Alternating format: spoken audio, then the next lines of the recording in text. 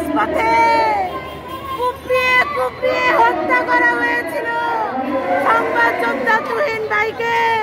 এই রাজপথে কেউ বাঁচাতে আসেনি।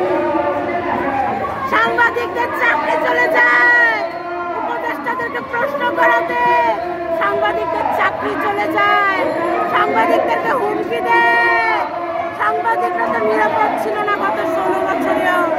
আমরা কেউ ভুলিনি সাগর রুনির হত্যাকাণ্ডের কথা, আজও বিচার হয়নি।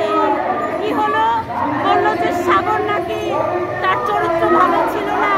আহা, মানুষের জীবন। এই সাংবাদিকতা যারা করে, রোদে পুড়ে বৃষ্টিতে ভিজে একটা সত্য সংবাদের জন্য অন্যে হয়ে দৌড়ায়, মানুষের জন্য তারা কাজ করে। চতুর্থ স্তম্ভের সংবাদপত্র, এই সংবাদ মাধ্যম, কিন্তু আমার সাংবাদিক ভাইদের ঘামে ভিজে যায়, বৃষ্টিতে ভিজে যায়, রোদে শুকায়, দেখার কেউ নাই।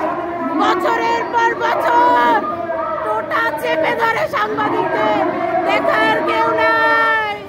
এই বিপুরঞ্জন দাদার লাশ একটাই ভেসে গেল, দেখার কেউ নাই। বলা হলো, প্রথম বললো আওয়ামী লীগ মেরেছে। আমাদের প্রশ্ন হলো, যদি বিপুরঞ্জন দাদাকে আওয়ামী লীগ মেরে থাকে তাহলে নিরাপত্তা বাহিনী কি করে? কেন তার নিরাপত্তা দিতে পারলেন না? তারপরে কি বললেন? তারপরে বললেন আত্মহত্যা করেছে। যদি আত্মহত্যা করেই থাকে এই স্বাধীন সার্বভৌম দেশে, তাহলে এই দায় আপনাদের।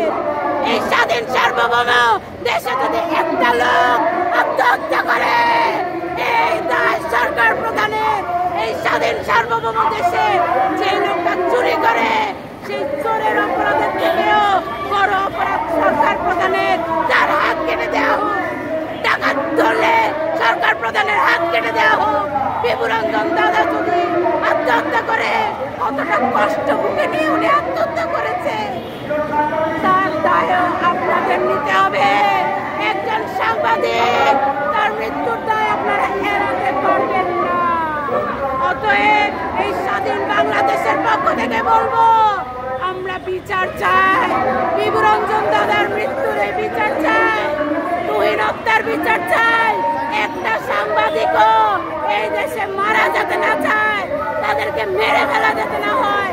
একটা সাংবাদিকও যেন হত্যার হুমকি না দেওয়া হয়।